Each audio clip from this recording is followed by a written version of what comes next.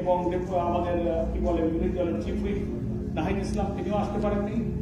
অনুপস্থিত অনেক এমপিরা আসতে পারতেন। সকলের পক্ষ থেকে আমি সালাম জানাচ্ছি। আমার এই বক্তব্যের পরে এনসিপির সার্ভিস আলম কিছু বলতে চাইতে পারেন, আমাদের ইমরান ভাই আছেন, আহমদ আব্দুল কাদের ভাই আছেন, 2-1 মিনিট ওনারা সুযোগ নেবেন।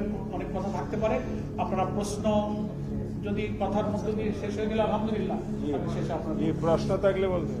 প্রশ্ন আচ্ছা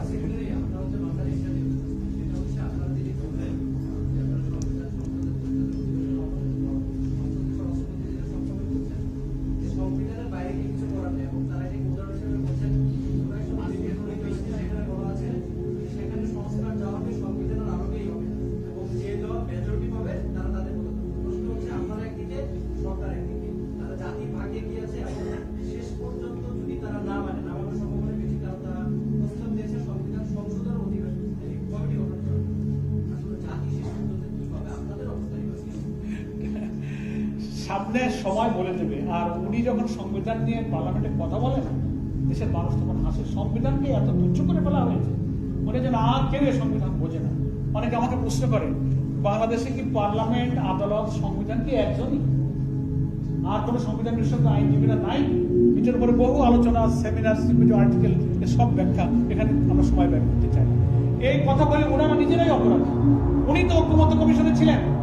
প্রেসিডেন্সিয়াল অর্ডারটা হয়েছে 13ই নভেম্বর, ভোট হয়েছে 12ই ফেব্রুয়ারি। এই অর্ডার অবৈধ, রাষ্ট্রপতির এখতিয়ার নাই, এখানে শপথ নেওয়া যায় না। মোজামিল, এই কথাগুলো আপনি ঐক্যমত্য কমিশনে আলোচনার সময়, এটা যে গণভোটে যাবে, এটা ব্যালটে যাবে, প্রেসিডেন্সিয়াল অর্ডার হবে, আপনি সব জানতেন, একটা আপত্তিও করেন নাই। এটা রেকর্ড দেখান যে আপত্তি করেছেন। আদেশ জারির পরও কয় মাস সময় গেছে, 13ই জানুয়ারির পর, একটা আপত্তি নেই।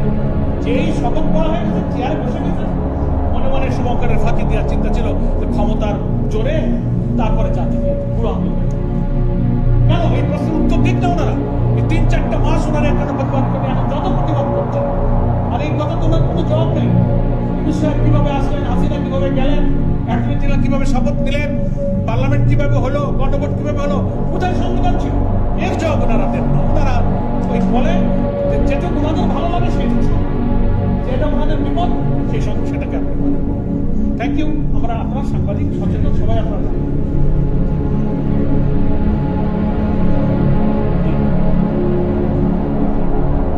বিষয় আমাদের জোটের আলোচ্য সূচিতে আছে, আলোচনা চলছে, আপনারা পরে যাবেন।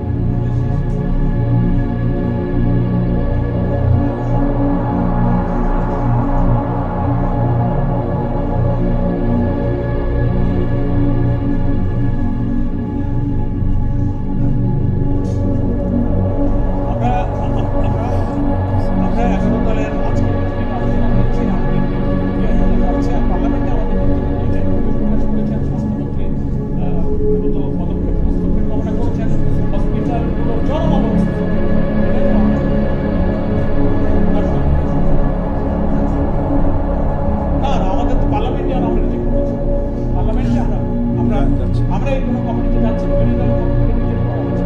তো আমার মনে হয় এখন আমাদের